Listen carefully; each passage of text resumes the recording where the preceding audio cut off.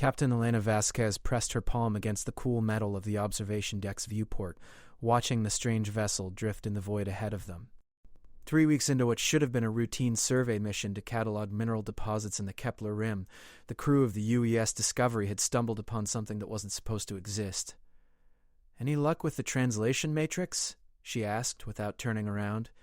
Dr. Marcus Chen shook his head, his fingers dancing across holographic displays that flickered with alien script. "The linguistic algorithms are having trouble with the syntax. It's unlike anything in our databases. The ship's been broadcasting the same message on loop for what looks like several months, maybe longer." Elena finally turned from the viewport, her dark eyes reflecting the amber warning lights that had been flashing since they detected the craft.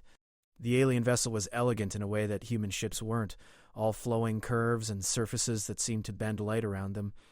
It was also completely dead in space, no energy signatures except for the weak distress beacon that had drawn them here. "Life signs?" she asked. "Weak but present," replied Lieutenant Sarah Kim from the sensor station. "Whatever's on that ship is barely alive. Atmospheric readings show oxygen-nitrogen mix, but at dangerously low levels." "Full breaches in multiple sections." Elena weighed their options. The first contact protocols were clear. Observe, document, report back to Earth Command. Do not engage unless attacked. Do not board alien vessels unless absolutely necessary for the preservation of human life. The bureaucrats back on Earth had spent decades crafting these rules after humanity's first disastrous encounters with alien life, where eagerness had nearly led to war. But protocols didn't account for dying aliens drifting in space. "Chen, how long until their atmosphere completely fails?" The scientist's face was grim. "Based on current leak rates? Maybe 6 hours. Probably less." Elena closed her eyes and made the decision that would echo across the galaxy for decades to come. "Kim, prep a boarding team. Full environmental suits, emergency medical kit, and the portable atmospheric generator. We're going aboard." "Captain," Chen said carefully, "Earth Command specifically ordered us to avoid contact unless what, Doctor? Unless we find them already dead?" Elena's voice carried the kind of quiet authority that had earned her command of the Discovery at 38. "Maybe they're hostile, maybe they're not. But right now, they're dying, and we have the means to help them." Lieutenant Kim hesitated. "Ma'am, we don't know anything about their biology. Our medical supplies might be useless or, worse, poisonous to them." Elena looked back at the alien ship, imagining the beings inside slowly suffocating as their ship failed around them. It was a fear every spacer understood, the terror of dying in the vast emptiness between stars. In that moment, species didn't matter. "Then we'll figure it out, lock onto their ship with the grappling beam, and prepare for hard dock. And... Kim? Record everything. If this goes badly, Command needs to know exactly what happened." 2 hours later, Elena found herself standing in an alien corridor that seemed designed by artists rather than engineers. The walls curved organically, covered in patterns that might have been decorative or might have been functional displays. Her breathing echoed in the helmet of her environmental suit as she followed the faint life readings toward what her scanner indicated was the ship's bridge. The boarding team had managed to stabilize the atmosphere in 3 sections of the ship, buying precious time, but they still hadn't encountered any of the aliens. The vessel felt abandoned, though sensors insisted otherwise. Dr. Chen's voice crackled through the comm. "Captain, I think I've made sense of their distress signal. The ship's computer has been automatically translating it into mathematical concepts. It's not just a distress call, it's a warning." Elena paused at what looked like a doorway, though it was sealed shut. "What kind of warning? They're not just dying from system failure, they were attacked." "The ship's logs, as far as I can decipher them, suggest they were fleeing something when they suffered critical damage, something that destroyed their entire colony." "Any idea what?" "Working on it, but the data's fragmented. I can tell you one thing, though. They've been trying to warn others about it for months. Whatever attacked them, they think it's still out there." Elena felt a chill that had nothing to do with the ship's failing life support. She placed her hand on the sealed door, searching for any kind of opening mechanism. Her scanner showed 3 life signs just beyond this barrier, growing weaker by the hour. "Captain." Lieutenant Kim's voice was tight with worry. "I'm reading massive energy signatures approaching from the outer system. Multiple contacts moving fast. ETA approximately 40 minutes. Elena's blood ran cold. "The same signatures as the damage on this ship?" "Unknown, but they're big. And they're heading straight for us." Elena had seconds to decide. Abandon the dying aliens and flee, following protocol and probably saving her crew. Or stay and risk whatever had destroyed an entire alien colony to save 3 lives she'd never met and didn't understand. She thought of her daughter back on Earth, who would grow up in a galaxy where humanity was either known for its compassion or its cowardice. She thought of the alien children who might exist somewhere, waiting for parents who would never come home. Kim, get our portable life support systems over here now. Chen, keep working on those translations. We're not leaving until we get these 3 out of here. Captain, with respect, that's suicide. We should do what's right. Elena began searching the doorframe for any kind of emergency release. If we leave them to die because it's safer for us, what kind of species does that make us? She found what looked like a manual override and pressed it. The door dilated open with a soft sigh, revealing a chamber filled with strange bioluminescent controls. And there, collapsed near what might have been a command chair, were the aliens. They were nothing like Elena had imagined. Tall and graceful, with elongated limbs and skin that shifted between blue and silver in the artificial light. Their faces were almost human in basic structure, but with large eyes that held an intelligence that was clearly not human at all. One of them looked up as Elena entered, and she saw recognition in those alien eyes. Not just awareness, but gratitude. Elena activated her suit's translation protocol and spoke slowly. We are here to help. We are friends. The alien tried to respond, but its voice was too weak to register properly. Elena motioned for Kim to bring the portable atmosphere generator while she knelt beside the injured beings. Up close, she could see that they had been wounded in whatever attack had crippled their ship. Burns that looked like energy weapon damage and something else. Something that made her stomach turn. They'd been trying to shield something behind them. Something small. Elena looked closer and saw what might have been an alien child, no bigger than a human infant, cradled in the arms of one of the adults. The little being was barely breathing, but it was alive. Chen, she said quietly, tell me you're making progress on those energy signatures. I've translated more of their message. Captain, they weren't just attacked randomly. Something is hunting them, systematically wiping out entire species. They called it, Chen's voice faltered. The best translation I can come up with is the Devourers. Elena felt the weight of the moment settling on her shoulders. First contact with an alien species, and it was happening in the shadow of something that hunted entire civilizations. Whatever was coming for them represented a threat beyond anything humanity had ever imagined. But looking down at the alien child struggling to breathe, Elena knew that some choices transcended fear. How long until they get here? 20 minutes. Elena looked at her small team, then at the aliens they'd found. The portable atmosphere generator was already working, and she could see color returning to the alien's skin as they breathed easier. The adult that had looked at her was now trying to stand, one hand protectively on the child. Kim, start emergency evacuation procedures. Get them aboard the Discovery. Full medical support, whatever they need. Captain, our work corps can't support a jump with their ship in tow, and we can't leave it here. If these Devourers are real, that ship could contain intelligence data. Elena made her second fateful decision. Then we don't leave it. We make our stand here. The bridge crew went silent. Elena could practically hear them calculating the odds of a human exploration vessel against whatever had destroyed an alien colony. Ma'am, Kim said carefully, Earth Command specifically ordered us to avoid engagement with hostile forces. Elena helped the alien adult to its feet, supporting its weight as they moved toward the Discovery. The being looked at her with those large, expressive eyes, and she saw something that transcended species boundaries. A parent desperate to save their child. Earth Command also expects us to gather intelligence on potential threats to human space. Well, it looks like we found one. And maybe, just maybe, we found our first alien allies, too. As Elena helped evacuate the aliens to the Discovery, she couldn't know that her decisions in the next hour would create a legend that would spread across the galaxy. She couldn't know that the 3 aliens she was saving would become the first members of what would eventually be called the Galactic Refugee Council, a coalition of species that had survived extinction events with human help. And she certainly couldn't know that the approaching enemy would be humanity's introduction to a war that had been raging across the galaxy for millennia, a war that would test every principle humanity claimed to hold dear. But Elena Vasquez, captain of a small human exploration vessel, did know one thing with absolute certainty. When faced with the choice between safety and doing what was right, humanity's answer would define them forever. The energy signatures were 15 minutes out and closing fast. Elena strapped herself into the Discovery's captain's chair and began preparing for humanity's first real test among the stars. Whatever was coming, they would face it together. Human and alien, united by the simple belief that some things were worth fighting for, even when the odds were impossible. Elena activated the ship's communication array and began recording a message that would reach Earth Command in 3 days. This is Captain Elena Vasquez of the UES Discovery.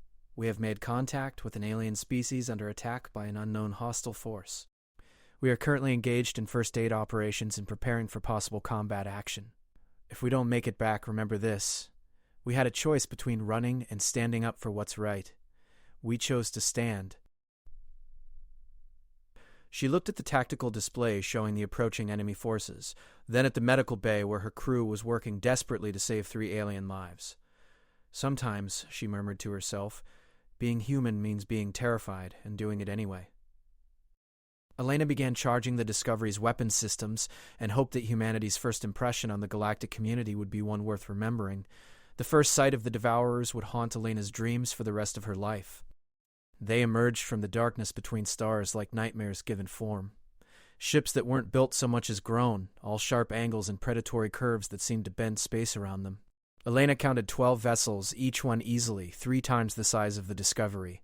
Their hulls were the color of dried blood, and they moved through space with an organic fluidity that made her skin crawl. Captain Lieutenant Kim's voice was steady despite the impossible odds. They're targeting our ship and the alien vessel. Energy signatures suggest weapons far beyond our defensive capabilities. Elena looked at the tactical display, running calculations she already knew were pointless. The Discovery was a research vessel with minimal armaments designed for asteroid mining and space debris. Against 12 warships that had apparently destroyed entire civilizations, they might as well be throwing rocks. Dr. N, any luck with the aliens' communications? I've got basic translation working. The adult alien, they call themselves Zephyrian, says her name is Lyra. She's trying to tell me something about the Devourer's tactics, but the translation matrix is struggling with technical terms. Elena felt the weight of command pressing down on her. Every instinct screamed at her to run, to save her crew and return to Earth with warnings about the threat they'd discovered. But running meant abandoning Lyra, her child, and the third Zephyrian who still hadn't regained consciousness. It meant letting the first aliens humanity had ever met die alone in the darkness. Kim, what's our maximum weapons range? Plasma cannons are effective to about 50,000 kilometers. A missile payload is limited to 12 warheads, designed for mining operations. 12 mining charges against an armada that could destroy star systems. But something in the way the Devourer's ships moved caught her attention. They weren't approaching in formation. Instead, they were spreading out, surrounding both vessels like hunters cornering prey. They're not going to destroy us immediately, she realized aloud. They want something. As if summoned by her words, Elena's communications console activated. The signal was being transmitted on multiple frequencies simultaneously, and when it resolved into the Discovery's speakers, the voice that emerged was wrong on every possible level. It spoke in perfect English, but with inflections that suggested the speaker had learned the language by dissecting human throats. You have interfered with our harvest. Surrender the Zephyrian specimens, and you will be permitted to observe their processing. Elena felt ice in her veins. Processing?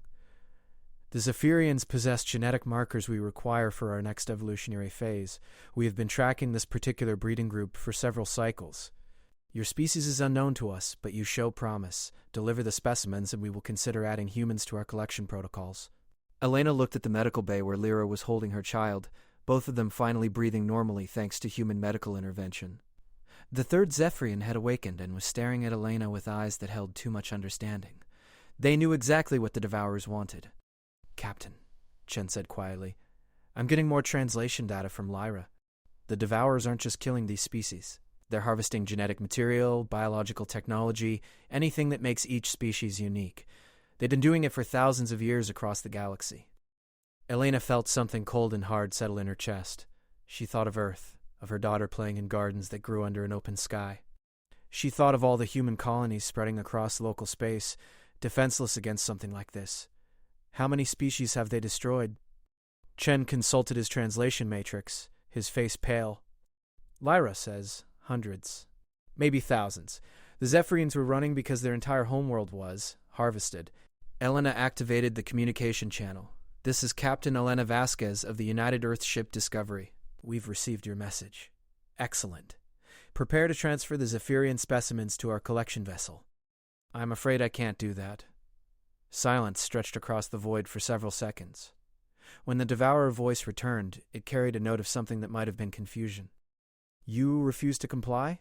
That's correct. These aren't specimens. They're people, and people under human protection don't get handed over to be processed. Elena could hear her bridge crew holding their breath. She had just declared war on behalf of humanity against an enemy that could likely destroy their entire species. You are not a galactic power. Your species is not known to our databases. You cannot protect them. Elena smiled grimly. Then you're about to get your first lesson in what humans can do when someone threatens people under our care.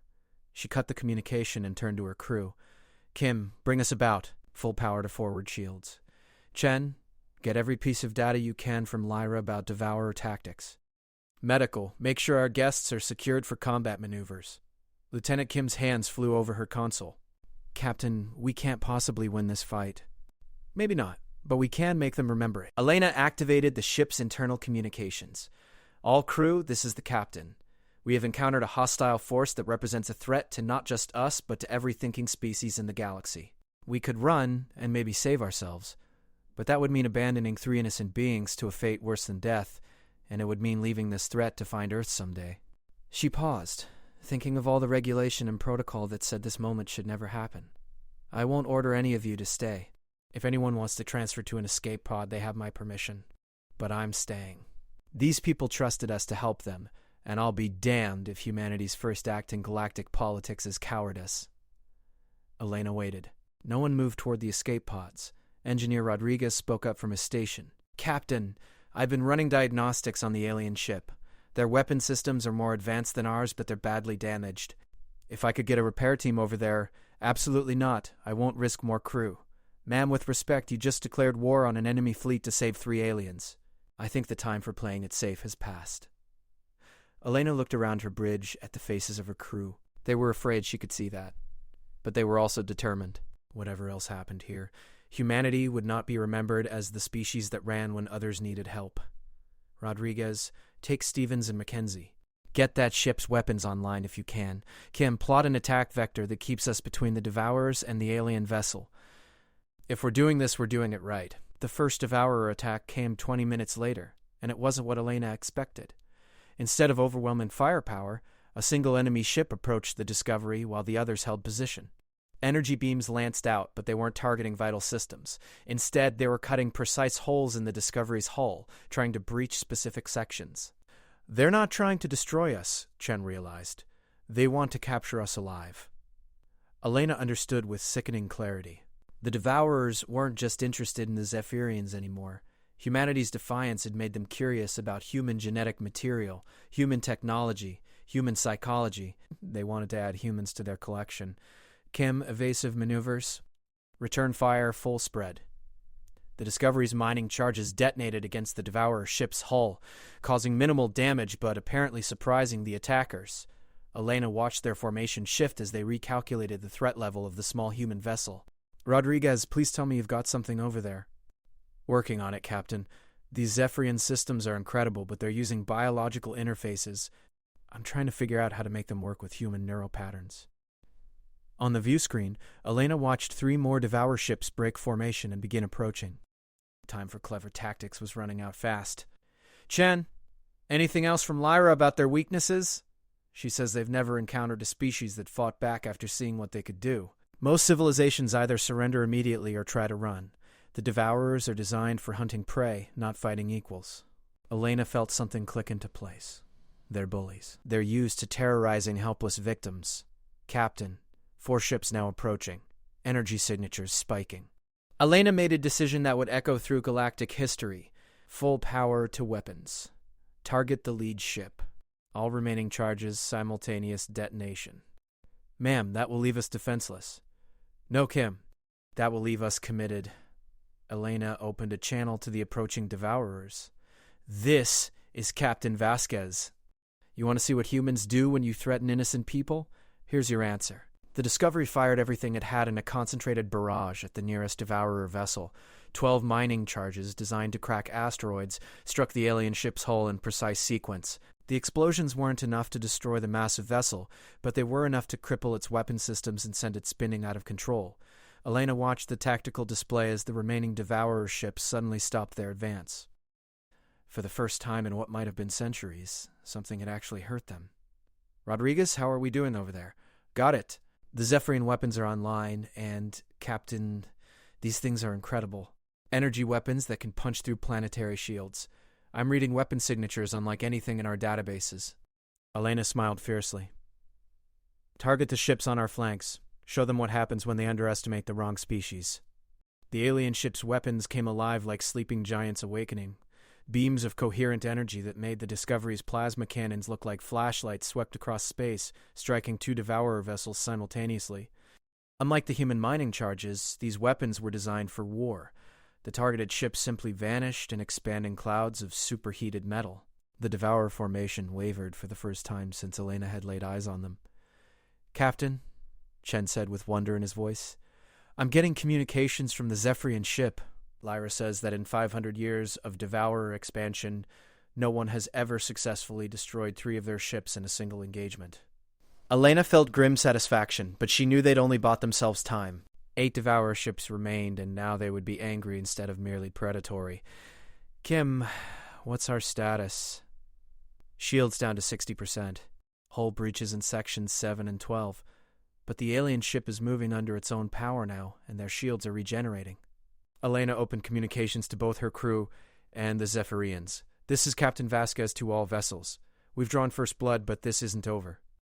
Whatever happens next, remember that today, humans and Zephyrians stood together against monsters. Today, we prove that some things are worth fighting for, no matter the odds." She looked at the tactical display showing 8 remaining enemy ships beginning to reorganize for a real assault. "Today we became allies." As the Devourer fleet prepared for their counterstrike, Elena couldn't know that news of this battle would reach the galactic community within months. She couldn't know that the image of a small human ship standing beside an alien vessel against impossible odds would become a symbol of hope for a dozen species currently hiding from Devourer expansion.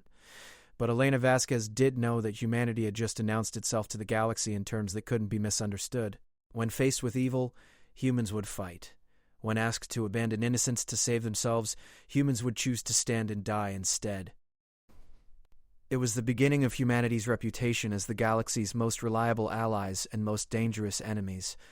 Because anyone who would fight a hopeless battle to save strangers would certainly fight an impossible war to protect friends. The Devourers were about to learn that lesson the hard way. 3 months after the Battle of Kepler Rim, as the galactic news networks had begun calling it, Elena found herself standing in the assembly chamber of Nexus Station, humanity's first diplomatic facility in alien space. Around her, representatives from 17 different species listened as she delivered a report that would reshape galactic politics forever. "The Devourers operate on a conquest cycle approximately every 50 Earth years," she said, her words being translated into dozens of languages simultaneously. "They identify species approaching technological transcendence, study them from a distance, then strike when the species is most vulnerable. Based on the data recovered from Zephyrian archives, they've been following this pattern for over 3,000 years. The chamber buzzed with agitated clicks, whistles, and harmonics as the assembled delegates processed this information. Elena had grown accustomed to the alien sounds of the past months, but she still found the diversity of galactic life overwhelming. Crystalline beings that communicated through light frequencies sat next to gas cloud entities that spoke in chemical emissions. The Zephyrians, now led by Lyra herself, occupied a section near the human delegation. Ambassador Harrison, Earth's first official representative to the Galactic Council, leaned forward in his chair. "Captain Vasquez, please explain to the Assembly how humanity intends to address this threat." Elena had dreaded this moment. In the 3 months since the Discovery had limped back to human space with 3 alien refugees and data proving the existence of a galactic-level threat, Earth's governments had been engaged in the most intense strategic planning in human history. The conclusions they'd reached would likely horrify half the species in this room. Earth Command has authorized the implementation of the Terran Defense Protocol. We're establishing a network of early warning systems throughout the galactic rim and creating rapid response fleets specifically designed for anti-Devourer warfare. Any species threatened by Devourer expansion will receive immediate military assistance from human forces. The reaction was immediate and chaotic. Some delegates cheered in their various ways, others recoiled in obvious alarm. The Craxi representative, a being that looked like a cross between a mantis and a flower, raised a limb for attention, The Craxi Collective questions the wisdom of empowering the species barely 3 months removed from first contact with authority over galactic security matters. With respect, honored Craxi, we're not asking for authority over anything. We're offering protection to anyone who wants it, free of charge, with no political strings attached. And if a species refuses human protection? Asked the Altarian delegate, whose species resembled walking trees with silver bark. Elena met the delegate's cluster of optical sensors directly. Then they refuse it. We won't force help on anyone, but we also won't stand by and watch innocence be harvested when we have the power to prevent it. The Drakmor ambassador, a massive reptilian being covered in scarred hide, spoke in a voice like grinding stone. The Drakmor have survived for millennia without human protection. We question what price humanity will eventually demand for these services. Elena felt the weight of the moment. How she answered would determine whether humanity became a trusted ally or a feared hegemon in galactic politics. Ambassador, 6 weeks ago the Drakmor colony world of Scarth was evacuated just hours before a Devour scout force arrived. The evacuation was carried out by human ships, at human expense, with human crews who risked their lives for people they'd never met. 20,000 Drakmor civilians are alive today because humans thought their lives were worth preserving. Elena paused, letting that sink in before continuing. The humans who died in that evacuation didn't ask what the Drakmor could do for Earth. They didn't demand payment or political concessions. They just saw people in danger and acted. That's not strategy, Ambassador. That's who we are. The Drakmor delegate was quiet for several moments. The Drakmor acknowledged this debt. But the Drakmor also remember that species with great power eventually use it for selfish purposes. Then watch us, Elena said simply. We're not asking for your trust based on our words. Earn it through our actions. Lyra, speaking through her translator, addressed the assembly. The Zephyrians wish to share data regarding human behavior during crisis situations. In our 73 days aboard human vessels, we observed human crew members sacrifice rations to ensure Zephyrian children received adequate nutrition. We observed human medics work without sleep for 6 days to develop treatments for Zephyrian biology they had never encountered. We observed human engineers risk their lives in vacuum to repair Zephyrian ships. The chamber fell silent as Lyra's words were translated. Most significantly, we observed humans mourn for Zephyrian dead as if they were human dead. This behavior suggests that humans extend their protection instincts beyond their own species boundaries. The Zephyrians believe this makes them uniquely suited for the role they have assumed. Elena felt a surge of pride and terror. Lyra was right, but that same protective instinct that made humans good allies also made them incredibly dangerous enemies. Ambassador Harrison stood up. The Earth delegation would like to address concerns about human military expansion. Elena watched as holographic displays activated around the chamber, showing star charts and fleet movements. Harrison had warned her this part would be controversial. Human military doctrine has been adapted to address the Devourer threat specifically. We're not building conquest fleets. We're building ships designed to fight an enemy that feeds on entire civilizations. These vessels are heavily armed, fast, and built for extended independent operations. The Altarian delegate rustled in what Elena had learned was their species' equivalent of alarm. You describe a force capable of threatening any world in the galaxy. Harrison nodded grimly. Yes, that's exactly what we're describing. Because anything less won't be effective against the Devourers. Elena watched the delegates process this information. Humanity was openly admitting to building the most powerful military force in galactic history, ostensibly for everyone's protection. It was the kind of declaration that could either forge alliances or trigger preemptive wars. However, Harrison continued, these fleets will operate under the Terran Mutual Defense Compact. Any signatory species can demand a complete tactical review of human military operations. Any signatory species can request the removal of human forces from their territory for any reason, and any signatory species has the right to withdraw from the compact without penalty. The Craxi representative clicked rapidly. And if a species wishes human protection but fears human domination? Elena answered before Harrison could respond. Then they get human protection anyway. Whether you sign our treaty or not, whether you trust us or not, if the Devourers come for you, we'll be there. Even if we oppose you politically? Asked the Drakmor ambassador. Even if you oppose us militarily, Elena replied. We didn't save the Zephyrians because they were our allies. We saved them because it was the right thing to do. That principle doesn't change based on politics. The chamber erupted in debate as delegates conferred among themselves. Elena could see the fundamental problem humanity faced. They were simultaneously the galaxy's greatest hope against the Devourer threat and a potential threat themselves. A species willing to fight impossible odds to protect strangers would certainly be willing to fight wars to impose their will. The truth was more complex than either fear or hope could capture. Elena had seen humanity's response to the Devourer crisis firsthand, and it was both inspiring and terrifying.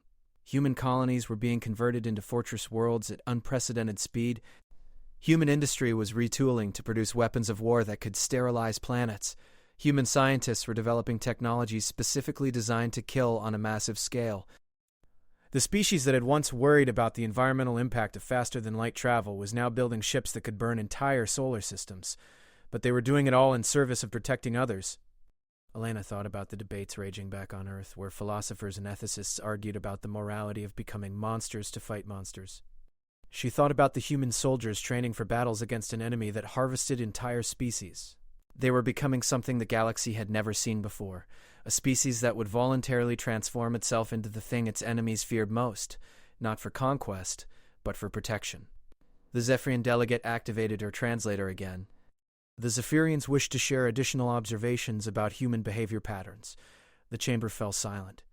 Humans appear to operate under the principle that the strong have an obligation to protect the weak, regardless of species affiliation. This principle overrides self-preservation instincts and political considerations. The Zephyrians have observed humans repeatedly risk their own safety for the benefit of non-human entities they had never previously encountered. Lyra paused, her large eyes focusing on Elena. The Zephyrians also wished to warn the Assembly about the consequences of betraying human trust. During our time aboard human vessels, we observed their response to intelligence suggesting that Devourer expansion was being assisted by certain galactic species in exchange for being spared. Elena felt her blood chill. They hadn't released that information publicly yet. Human military planning now includes contingencies for dealing with species that collaborate with the Devourers. These contingencies are comprehensive. The Zephyrians believe that while humans will sacrifice themselves to protect innocent beings, they will show no mercy to those who enable the destruction of innocence. Elena saw understanding dawn in the eyes of several delegates. Humanity wasn't just offering protection against the Devourers. They were also implicitly threatening anyone who might consider collaboration with them. The Drakmor ambassador leaned forward. Captain Vasquez, is the Zephyrian assessment accurate? Elena weighed her words carefully. Ambassador, humans have a saying, the only thing necessary for evil to triumph is for good people to do nothing. We won't stand by and watch innocents die, but we also won't tolerate anyone who helps the killers. And who determines guilt in such matters? Asked the Craxi representative. Elena's voice was quiet, but carried across the entire chamber. That depends. Are we talking about judgment after the fact, or prevention of mass murder in progress? The silence that followed was absolute. Elena had just informed the assembled representatives that humanity would act unilaterally to prevent genocide regardless of galactic law or political considerations. Ambassador Harrison stepped forward. The Earth delegation wants to be absolutely clear about our position.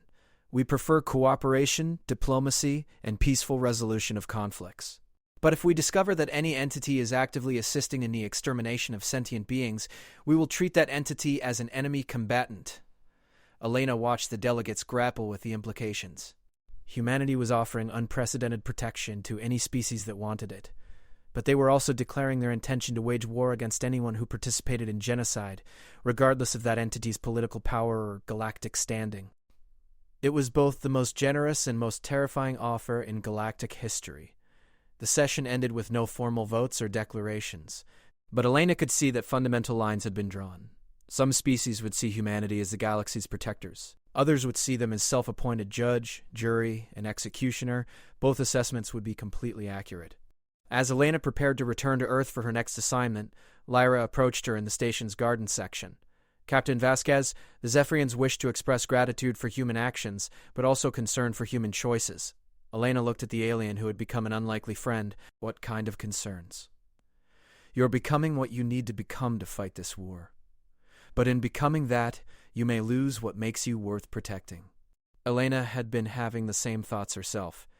And if we don't change, if we stay the way we are, then you will fail and the Devourers will harvest everyone, including humanity. It was the fundamental paradox that would haunt humanity for generations to come. To protect the innocent, they would have to become something that could terrify the guilty. To save the galaxy from monsters, they would have to become monsters themselves. The only question was whether they could remember the difference when the war was over.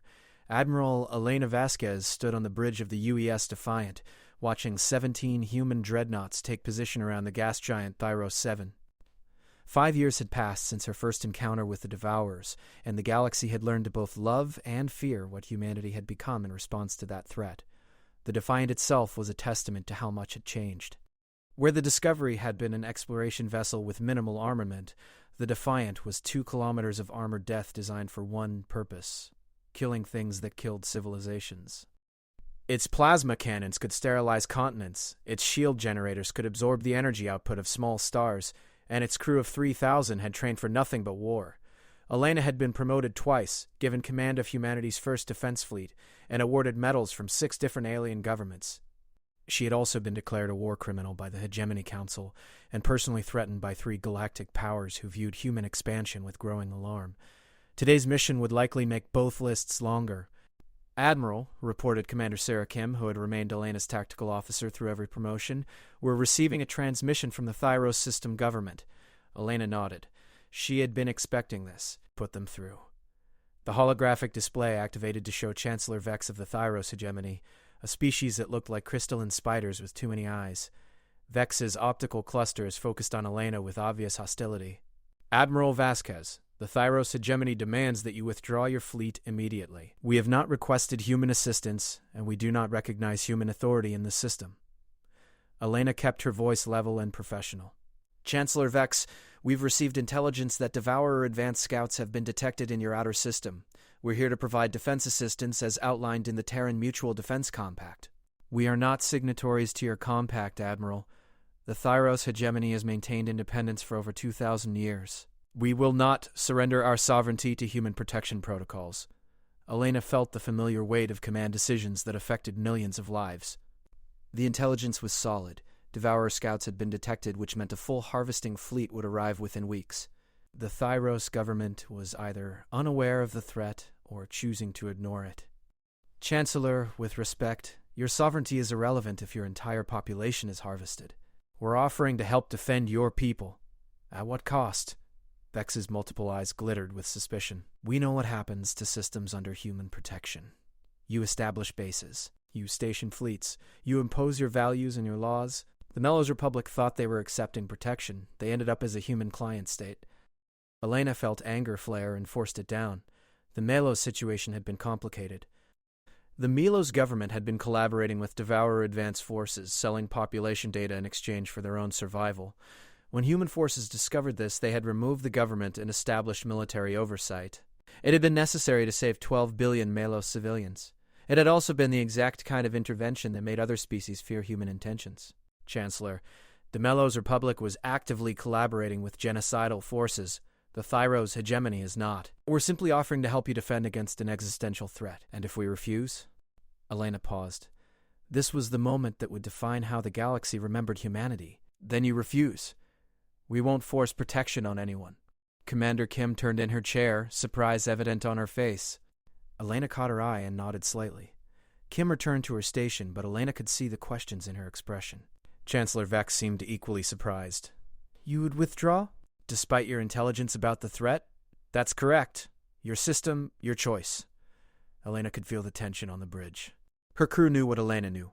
That leaving Thyros to face the Devourers alone meant condemning approximately 4 billion sentient beings to a fate worse than death. But respecting alien autonomy had been one of humanity's founding principles in galactic politics, even when it meant watching civilizations die. However, Elena continued, I want to make something absolutely clear. If the Devourers do attack and you change your mind, call for help. Even if your government has fallen, even if only one person with a radio is left alive, call for help. We'll come. Vex's optical clusters shifted in what Elena had learned was confusion in Thyros body language. Even after we've refused your assistance? Chancellor, humans don't provide aid based on whether people are smart enough to ask for it in advance. We provide aid because it's the right thing to do. The communication ended with Vex still looking confused. Elena turned to her navigation officer. Plot a course for the system's edge. We're withdrawing to minimum safe distance. Ma'am? Commander Kim looked stunned. Admiral, you know what's going to happen here. Elena closed her eyes for a moment. Yes, Sarah. I know exactly what's going to happen here. Elena activated the fleet communication channel.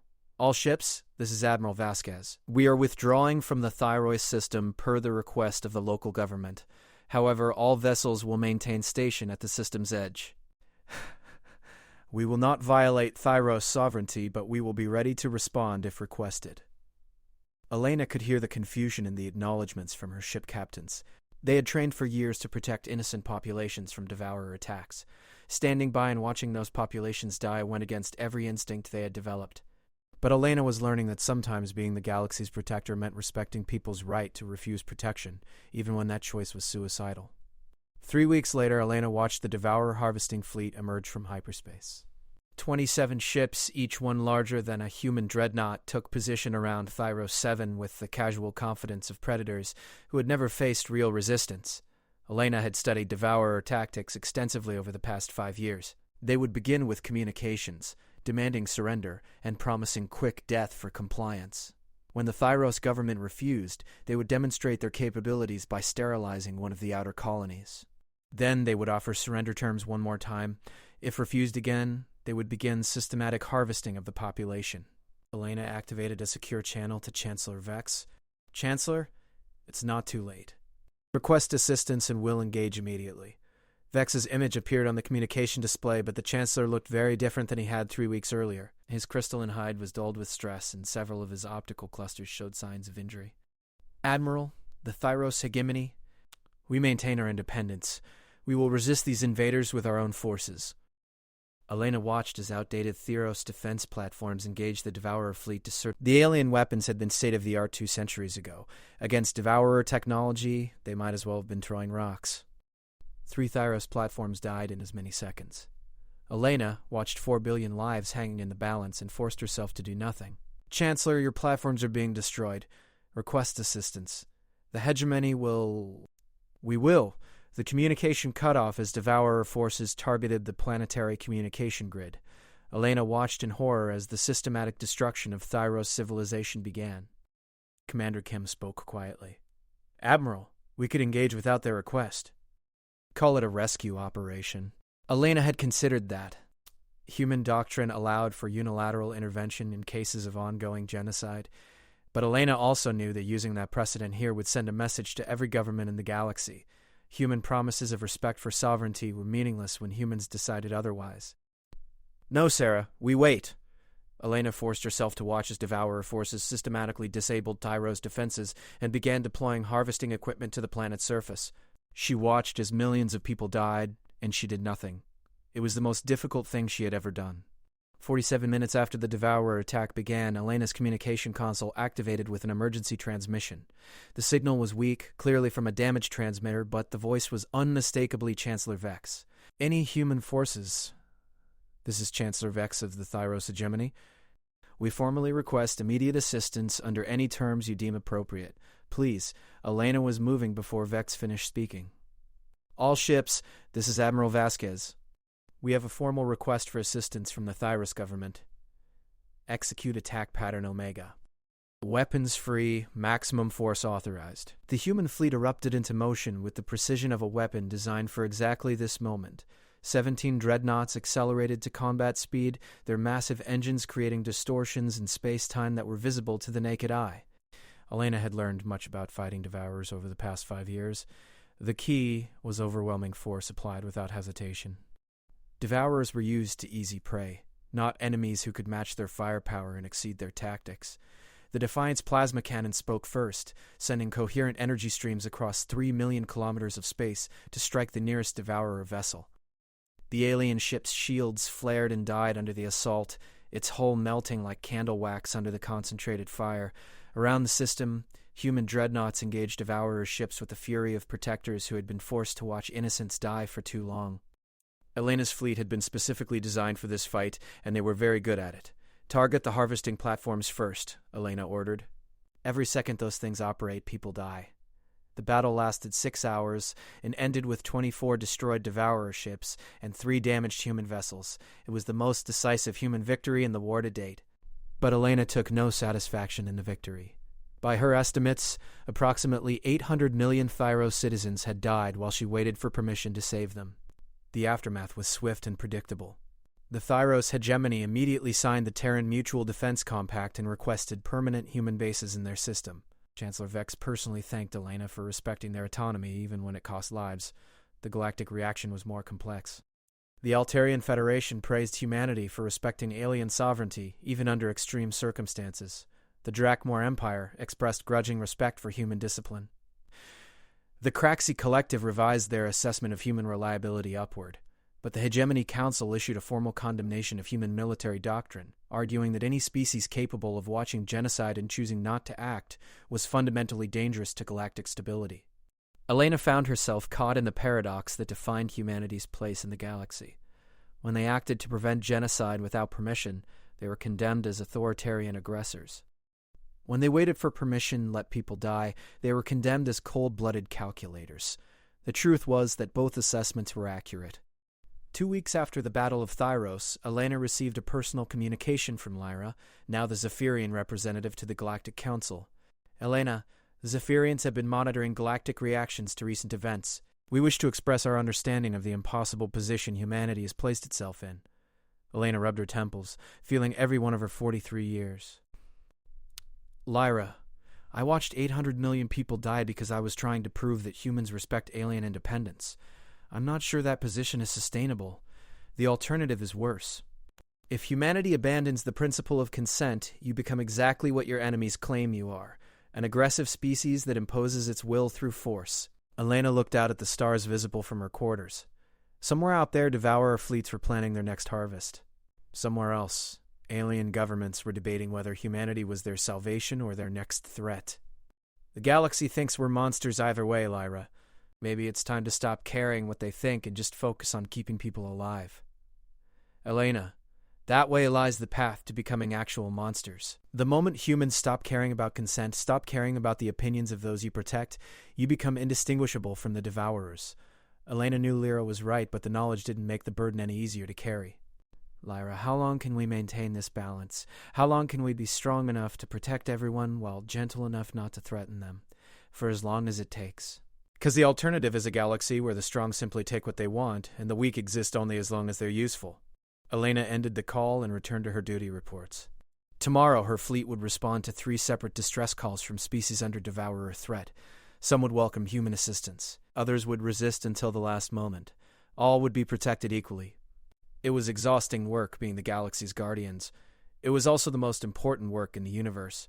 Elena just hoped humanity could remember the difference between protection and domination when the war finally ended.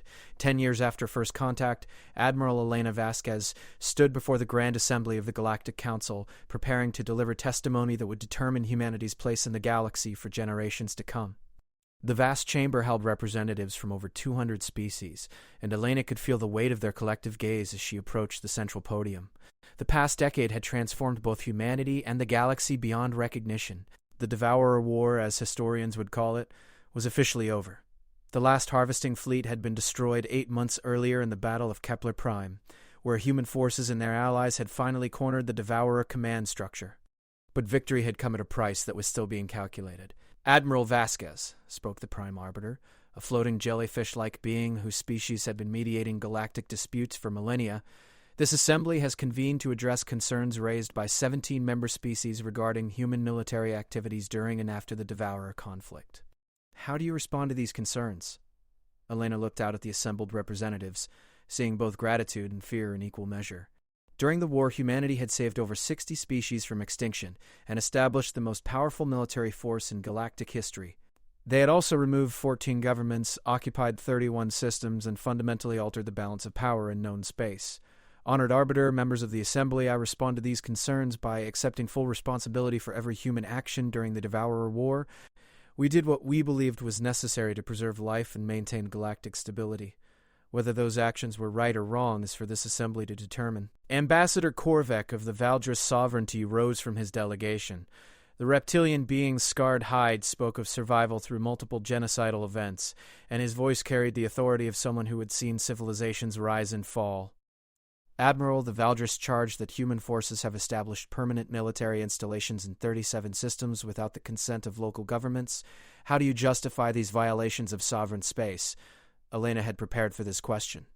The installations were controversial, but they were also the reason the Devourer War had ended when it did rather than dragging on for decades. Ambassador Korvek, those installations were established in systems where local governments either collaborated with Devourer forces or were incapable of defending their populations. In each case, we attempted to work with existing authorities. When that failed, we prioritized the preservation of civilian life over political considerations. And who gave humanity the authority to make those determinations? Pressed the Valdris ambassador. Elena felt the familiar weight of choices that had saved millions of lives while violating every principle of interstellar law.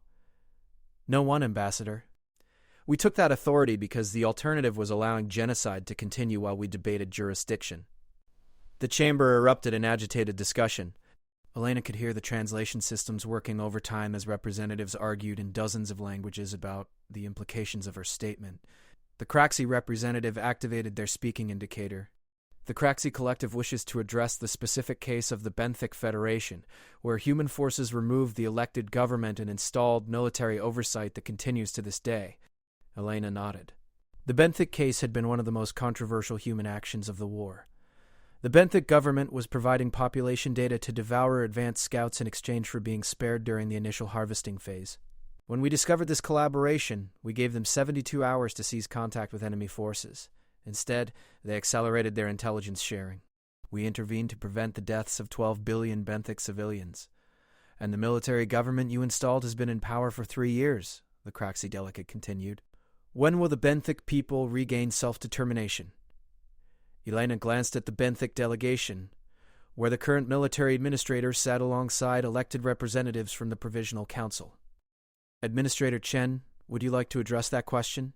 General Marcus Chen, Elena's former science officer who had been promoted to planetary administration during the war, stood up. His presence in the assembly was itself controversial, representing a government that many species refused to recognize.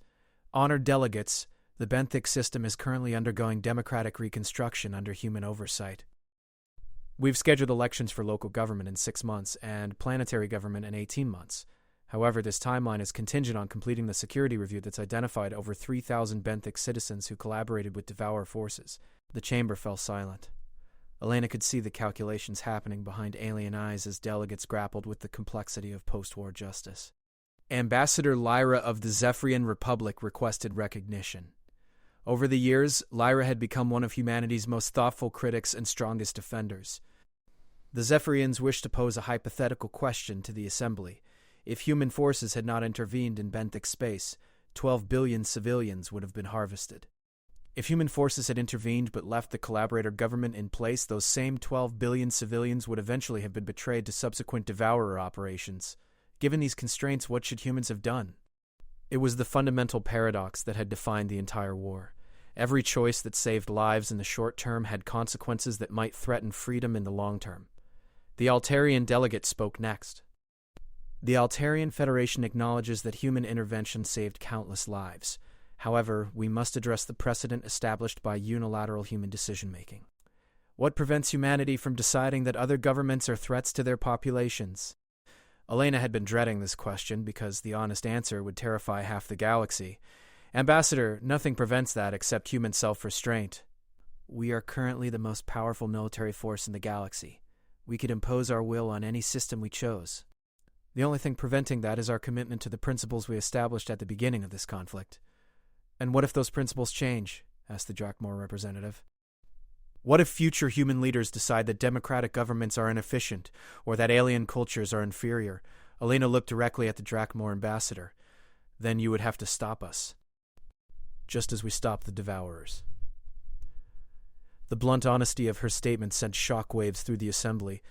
Elena had just acknowledged that humanity could become the next galactic threat, and that the only defense against them was the same kind of military coalition they had built to fight the Devourers. Prime Arbiter called for order as the chamber erupted in debate.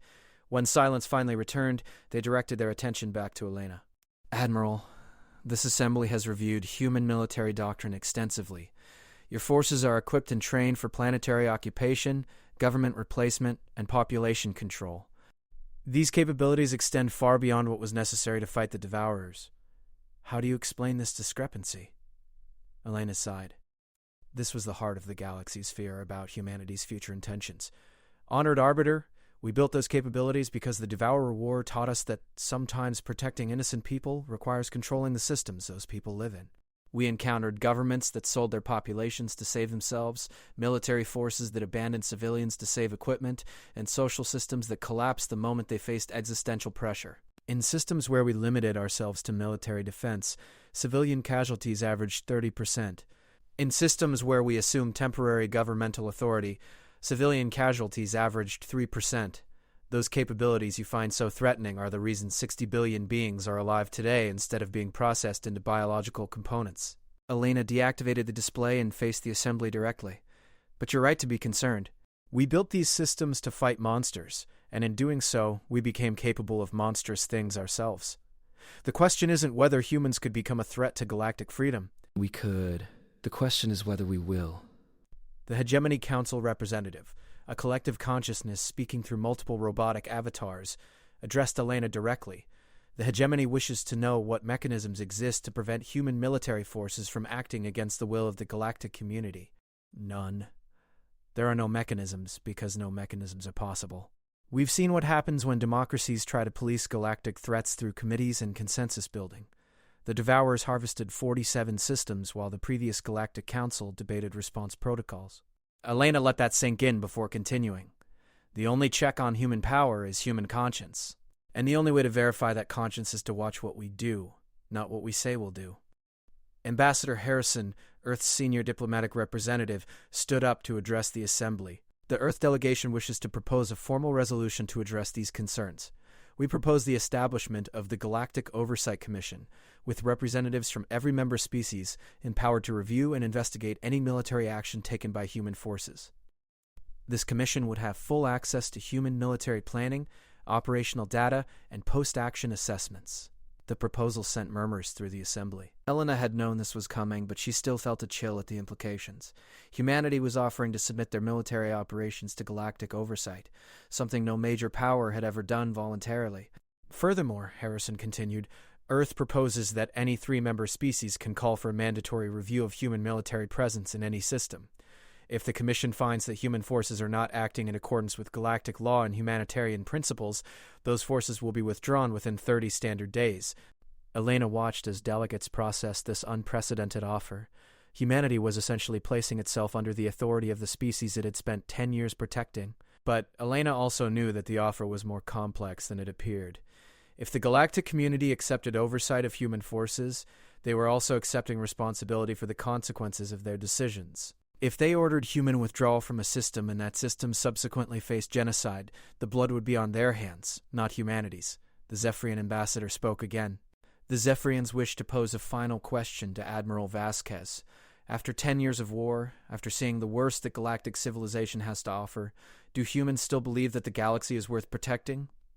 Elena felt the weight of a decade of impossible choices, of victories that felt like defeats and necessities that looked like war crimes. She thought of the millions who had died while she waited for permission to save them, and the millions who were alive because she hadn't waited. Ambassador Lyra, 10 years ago I was an exploration captain who believed that the galaxy was full of wonders waiting to be discovered. I learned that the galaxy is also full of horrors waiting to devour everything good and innocent. Elena paused, looking around the chamber at the representatives of species that had survived only because humans had been willing to become what was necessary. But I also learned that there are people, human and alien alike, who will risk everything to protect strangers, people who will stand against impossible odds because it's the right thing to do, people who will question their own actions and principles to ensure they stay true to their values.